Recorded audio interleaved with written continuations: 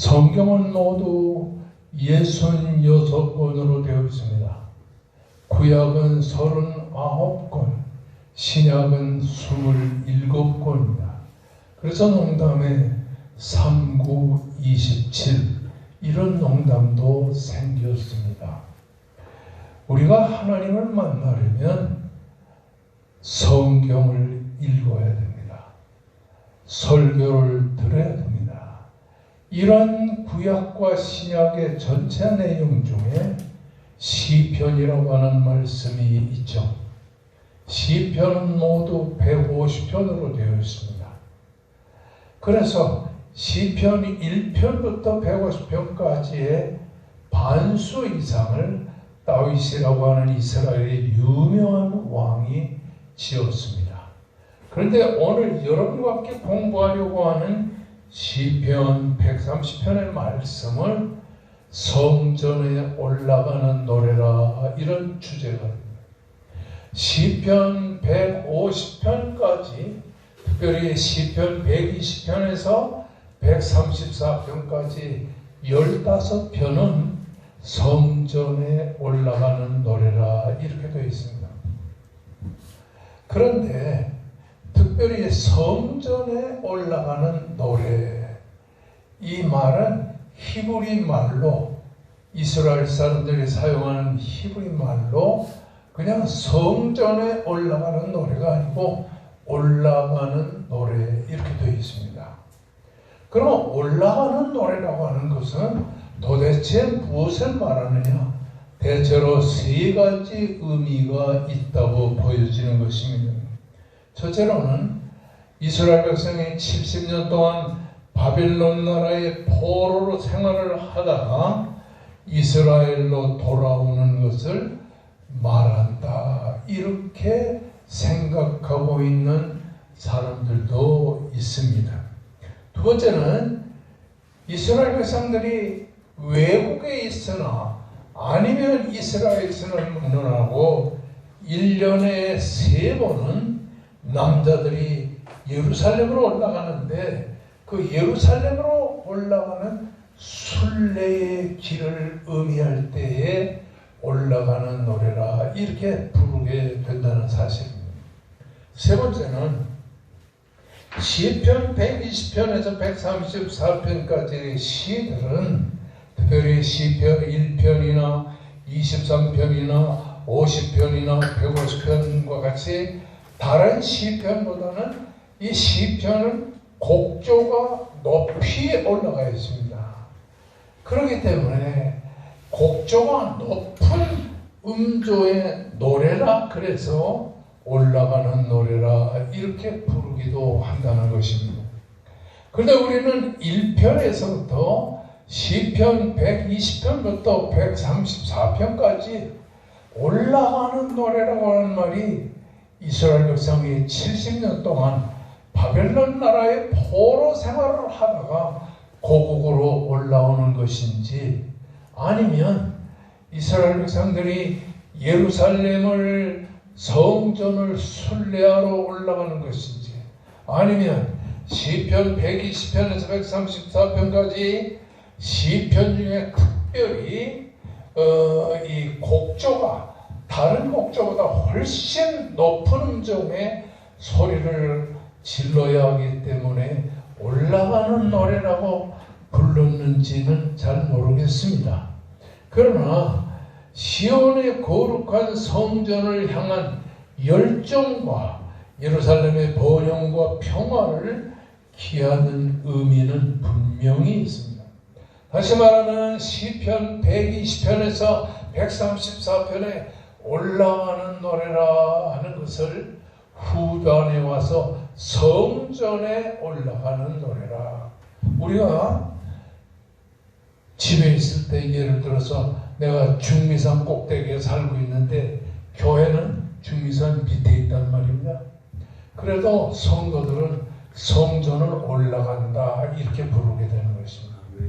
자, 어쨌든 간에 예루살렘 성전을 올라가는 노래라고 하는 말은 그 하나님의 성전에 대한 성도들의 열정을 의미하기도 하고 그리고 예루살렘의 번영과 평화를 기한다는 의미가 들어있는 것입니다. 오늘 우리가 생각하려고 하는 시편 130편은 시편 중에서 특별히 7편의 참회시, 6편, 32편, 38편, 51편, 102편, 143편 중에 6번째에 해당하는 시에 속하는 것입니다. 오늘 우리가 생각하는 시편 130편은 저작자가 누구인지 모릅니다. 누가 저작을 했는지 알 수는 없습니다. 그리고 저작의 시기와 역사적 상황도 잘 알 수는 없습니다. 그러나 고난의 원인이 범죄에 있다는 것과 하나님의 사유하심을 말하는 내용을 담고 있는 것으로와 말틴 루터는 바울의 시편으로 보고 있는 것입니다. 시인은 오늘 130편을 기록한 시인은 본시에서 시편 130편에서 철저하게 영혼의 문제에 대한 각성의 고백을 지금 하고 있다고 하는 사실인 것입니다. 그래서 시편 130편을 보면 내 자신의 지난날의 잘못된 생각, 지난날의 잘못된 이런 신앙생활 태도, 이런 것들에 대해서 각성하고 고백하는 내용이 쭉 기록되어 있다는 사실인 것입니다. 특별히 우리가 본문의 말씀에서 인간의 타락한 속성과 하나님의 사유하시는 은혜를 통해서 참된 구원의 길을 우리들에게 보여주고 있다고 하는 사실인 것입니다. 다시 말하면 시편 130편에는 어떤 내용이 기록되냐 하면 우리 타락한 인간의 잘못된 속성이 기록되어 있고, 이런 잘못된 속성에서부터 하나님의 은혜를 통해서 구원받는 참된 구원의 내용이 쭉 기록되어 있는 것을 볼 수 있습니다. 오늘 본편 시편 130편 1절과 2절은 하나님을 향한 간구가 들어있습니다. 우리 성도가 하나님을 향해 어떻게 기도하는가에 대한 기도의 간구가 쭉 기록되어 있고, 3절 말씀에서 8절 마지막 절까지는 우리 성도가 죄에서 해방받는 사죄의 은총이 쭉 기록됩니다. 따라하십시다. 1절 2절은 어려운 가운데 성도의 기도 생활이 기록되어 있고, 성도들의 기도 생활이 기록되어 있고, 3절에서 8절은 죄에서 사유함을 받는 내용이 기록되어 있다. 할렐루야. 아멘. 할렐루야. 아멘. 그래요. 그러니까 1절과 2절을 보면 절망의 고통 속에서 구원함을 요청하는 내용이 쭉 기록되어 있는 것을 볼 수가 있습니다. 자, 1절과 2절을 우리 다 같이 한번 읽어보기로 하겠습니다. 1절, 2절 시작. 여호와여, 내가 깊은 곳에서 주께 부르짖었나이다. 주여, 내 소리를 들으시며 나의 간구하는 소리에 귀를 기울이소서. 이 1절과 2절의 내용을 쭉 살펴보게 되면 뭐가 있냐니 하나님을 향한 기도의 내용이 쭉 기록이 되어 있는데, 하나님 나를 위기와 고통 속에서 건져 주시옵소서, 이렇게 1절 2절의 기도 내용이 기록됩니다. 3절 4절을 한번 다 같이 읽어봅시다. 시작. 여호와여, 주께서 죄악을 지켜주실진데 주여 누가 죄이까? 그러나 사유하심이 주께 있음은 주의 기쁨이십니다. 아멘. 1절 2절은 기도를 들어주소서, 이런 내용. 3절과 4절은 나를 죄에서 사유해 주소서, 나를 죄에서 용서해 주시옵소서, 내용이 쭉 기록되어 있습니다. 하나님의 이 사유하심은 하나님의 사랑에 근거한 것이라고 하는 사실을 우리들에게 보여주고 있는데요. 자, 5절 6절을 한번 다 같이 읽어보겠습니다. 시작. 나하고 내 영혼이 여호와를 기다리며 내가 그 말씀을 바라는도다. 파수꾼이 아침을 기다리노다. 내 영혼이 주를 더 기다리나니 참으로 파수꾼의 아침을 기다림보다 더하도다. 이 5절 6절은 하나님의 긍휼과 사랑을 보여주는 내용이에요. 하나님의 긍휼과 사랑을 보여주는 7절과 8절 다 같이 한번 읽어봅시다. 시작. 이스라엘아 여호와를 바라지어다. 여호와께서는 인자하심과 풍성한 성령이 있음이라. 그가 이스라엘 그의 모든 죄악에서 속량하시리로다. 아멘. 이 7절과 8절은 하나님의 풍성한 자비, 하나님의 사랑으로 죄사함을 받는 내용이 기록되어 있는 것을 볼 수가 있습니다. 1절에서 8절까지의 변함없이 사용된 것은 나라고 하는 1인칭 대명사가 쫙 기록이 되어 있는 것을 보게 됩니다. 다시 말하면 예수 믿는 내가 하나님 앞에 어떻게 할 것인가, 그 나의 신앙의 태도가 1절에서 8절까지 쭉 기록되는데 1절에서 8절까지 1인칭 대명사가 쭉 기록. 내가, 나는, 내 영혼은 이렇게 쭉 기록됐어요. 특별히 1절에 보면 내가 부르짖나이다. 누가 부르짖어요? 내가 부르짖나이다. 대개 성도들이 목사를 만나는다. 목사님, 내가 이러이러한 문제가 있는데 나를 위해 기도해 주십시오. 그래서 중보 기도를 원하는 내용을 말할 때가 있습니다. 그러나 시편 130편의 내용은 내가 기다리나이다. 내가 부르짖나이다. 기도는 내가 하는 것이라고 하는 사실을 봐야 돼요. 그 다음에 5절 말씀에 보면 나고 내 영혼은 나는 주의 말씀을 바라나이다. 6절에 보면 내 영혼이 주를 더 기다리며, 이렇게 1절과 5절과 6절에는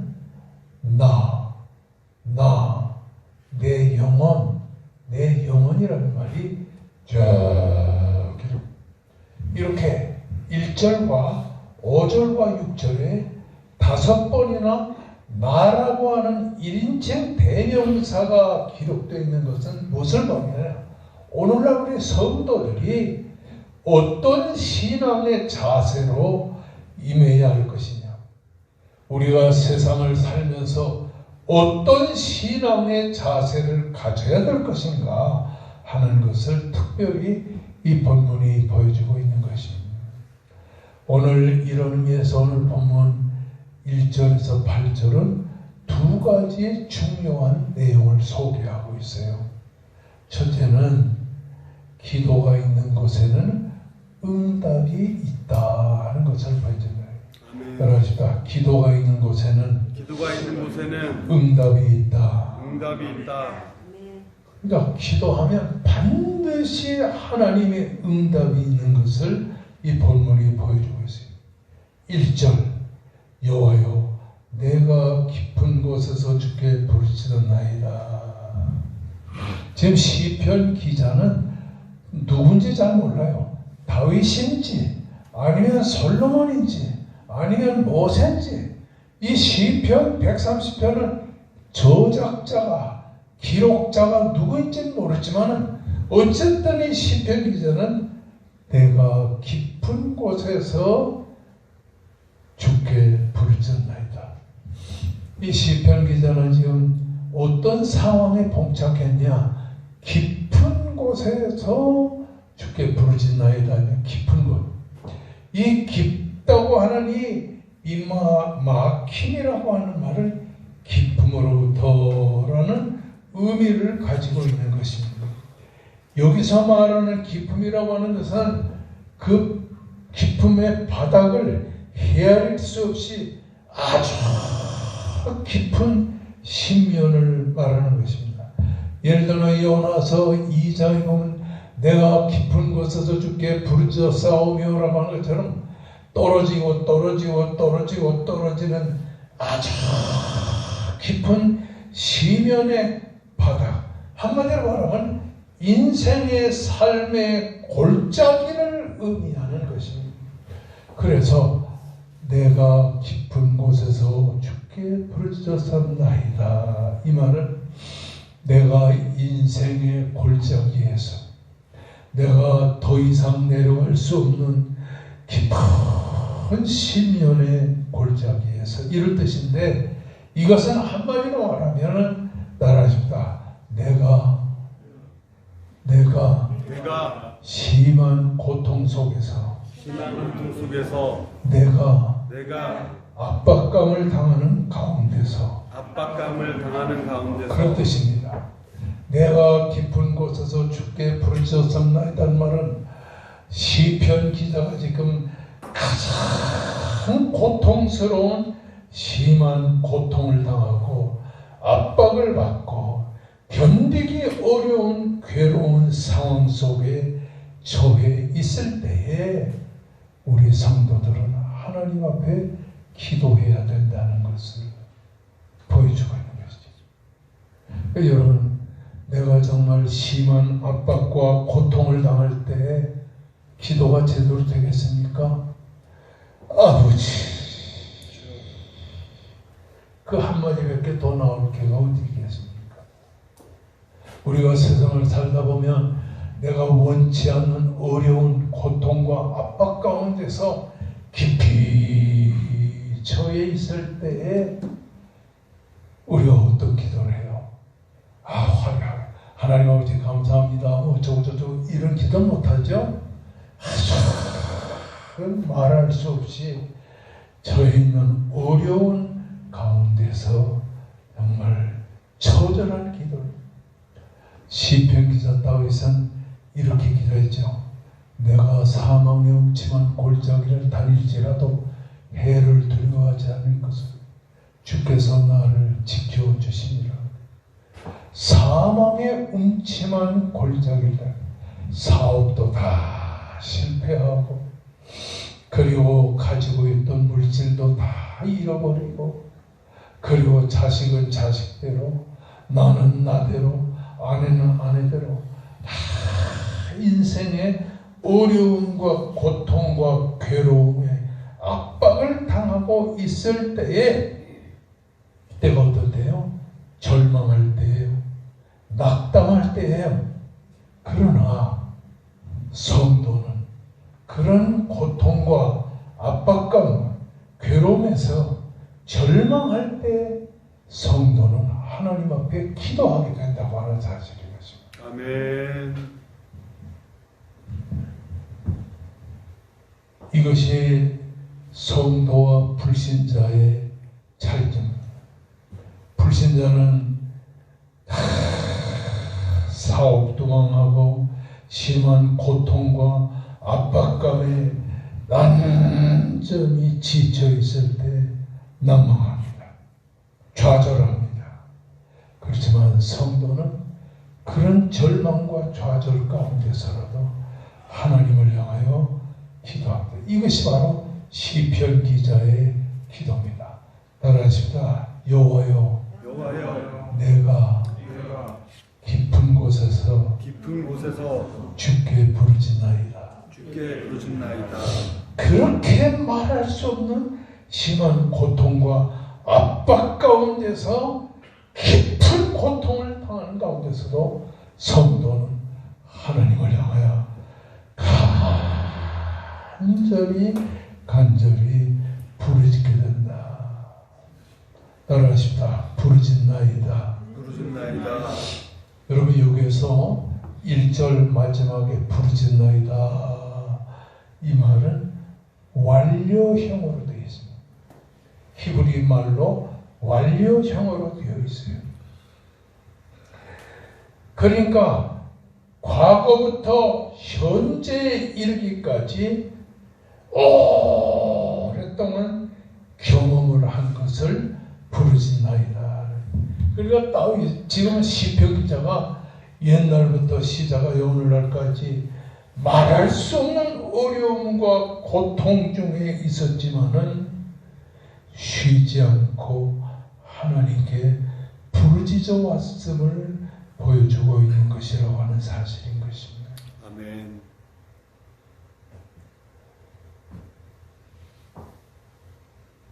6.25 때 저는 10살이었습니다. 자, 평안남도 신안주에서부터 기차 한 번 못 타고 걸어 내려왔습니다. 기차를 타려고 가니까 기차에 그냥 사람들이 꽉 차고 기차 꼭대기까지 사람들이 막 떨어지면서도 붙잡고서 내려오는데 우리가 탈 기차가 없어요. 그래서 아버지가 동네 사람들 몇 사람하고 해서 우리 가족 7, 8명을 데리고서 삼촌과 함께 북쪽 그 신안주에서 겨울철 1월달 얼마나 춥습니까? 그 1월달에 추위를 이기면서 걸어 내려왔는데 아버지가 내려오다가 주일날만 되면은 피난을 안 가는 거예요. 북쪽에서 인민군이 쳐들어오고 중공군이 쳐들어오고 비행기가 떠서 또 공격하고 하는데도 주일날만 되면 절대로 우리 아버지는 피난을 안 가는 거예요. 남의 집 헛간에서 찬송을 부르고 그러고 기도하다가 월요일날 새벽이 되면 다 깨워가지고서는 남쪽으로 내려오죠. 얼마나 아버지 마음이 답답하겠습니까? 아들, 딸들이 6이나 나가지고서 그 6명 데리고 또 어머니 몸도 약한데 말이죠. 그리고 동네 사람들 다 데리고 내려올 때 언제 무슨 일을 당할지 모르는 절박한 환경 속에 있을 때 쉬지 않고 아버지 강가는 계속 기도하는 것을 계속 기도하는 따라가십니다. 여호와여 내가 기쁨 속에서 부르짖나이다. 할렐루야. 아멘. 여기 부르짖나이다라는 말은 완료형으로 되어 있으니까 우리나라는 과거에 이미 기도가 다 맞춰졌다는 뜻이지만 히브리 문장은 그렇게 되어 있지 않고 과거부터 지금까지 계속적으로 쉬지 않고 하나님 앞에 간절히 기도한 내용을 우리들에게 보여주고 있는 거예요. 기도는 쉬지 않아야 된다는 사실을 이 본문이 여러분과 우리에게 가르쳐주고 있다고 하는 사실입니다. 자, 2절 말씀 보냈다고 했어요. 귀를 기울이소서. 당신의 귀들이 이렇게 집중력 있게 하소서. 다시 말하면 내가 하나님 앞에 간절히 기도할 때에 하나님은 우리의 기도에 집중력을 가지고 들어주소서라는 말입니다. 기도의 생명은 바로 기다림에 있습니다. 오늘 본문의 말씀을 보게 되면 기도의 생명은 한마디로 기다림에 있다는 것을 보여주고 있습니다. 5절의 말씀 보면 나고 내 영혼은 여호와를 기다리며 나는 주의 이름을 바라나이다. 따라하십니다. 내 영혼은 여호와를 기다리며. 이 기다린다는 말을 5절, 6절에 반복적으로 4번, 5번 기록되어 있어요. 이건 뭘 말하느냐 하면은 이 기도의 생명은 하나님 앞에 기도하고 응답이 올 때까지 간절히 기다리고 또 기다린다는 것을 보여주고 있어요.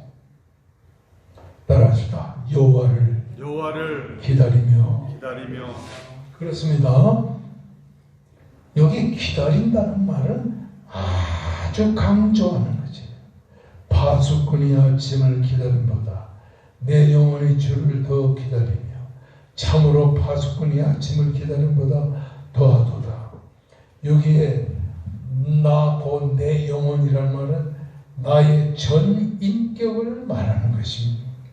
그래서 하나님 앞에 기도하면서 하나님의 응답이 임할 것을 기다리는 것을 철저하게 지금 이 본문이 강조하고 있는 것을 보게 되는 것입니다.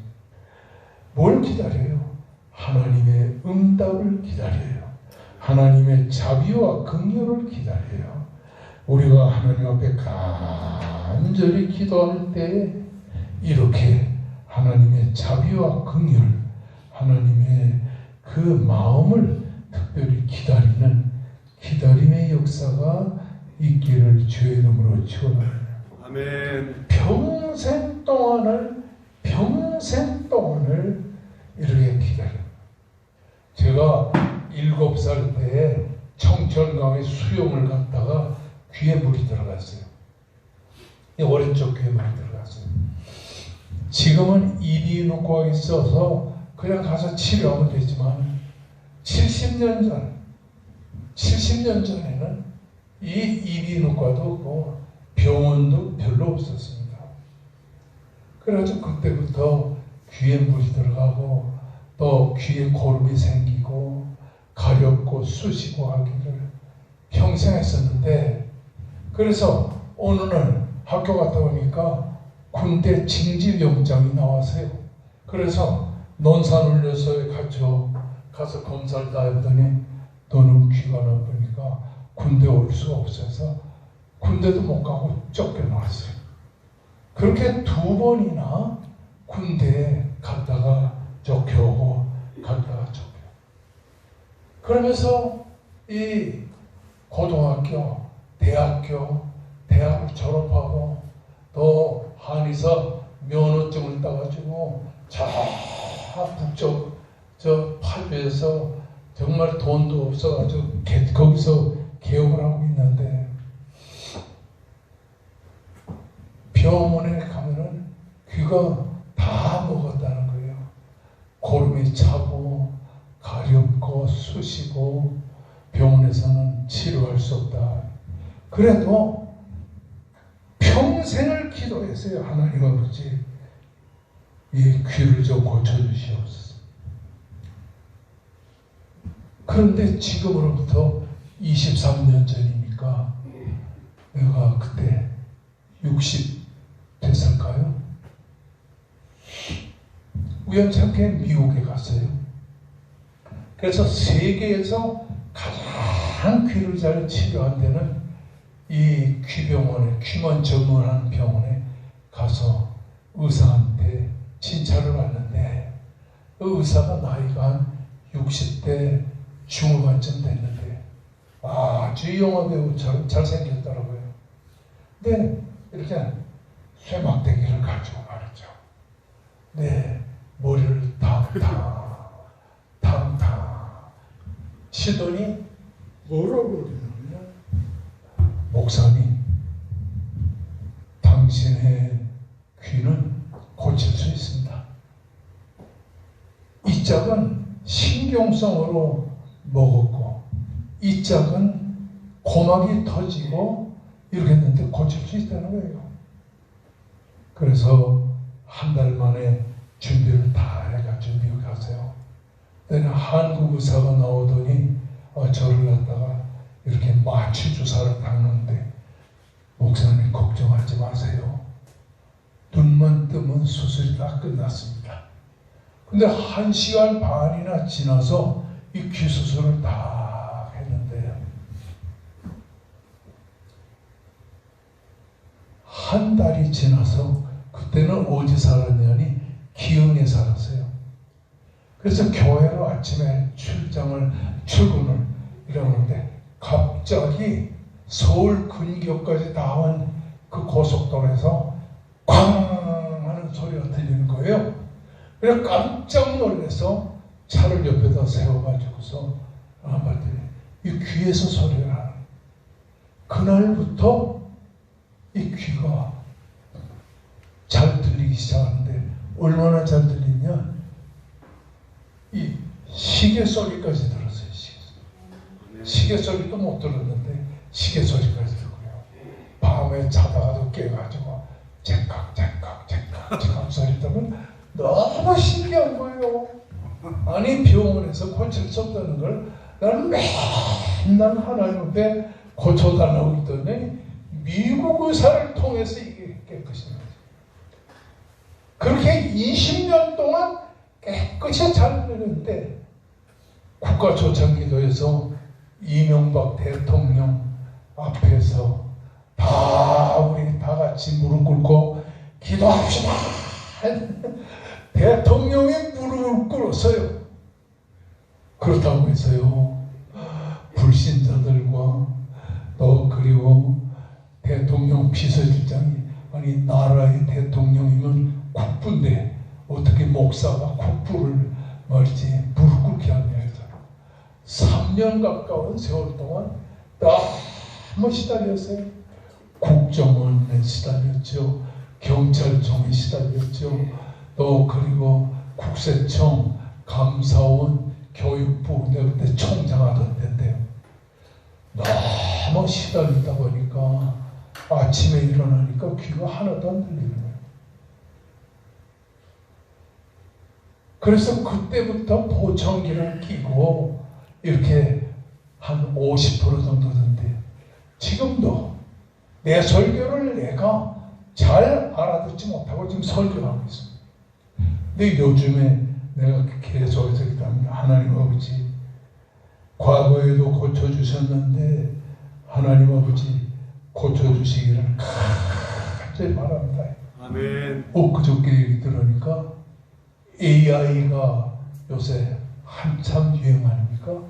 AI를 이 귀 고막에 접목을 시켜가지고 요새 새로운 기법이 나와야 되는 거예요. 이러다 보니까 또 새로 잘 들을 수 있는 기회가 오지 않겠는가 생각합니다. 아멘.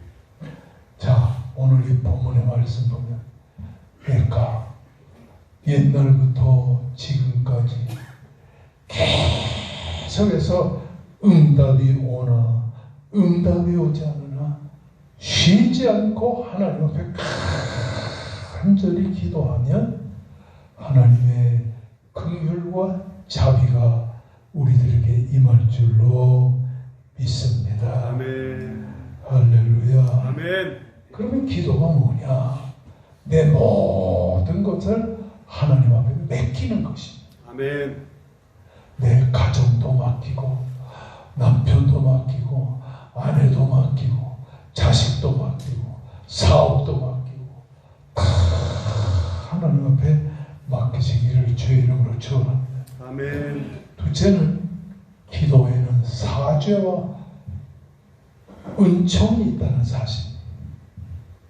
기도하면 죄의 용서함을 받게 되는 3, 4절에 여호와여 주께서 죄악을 지켜보실 텐데 주여 누가 살리니까.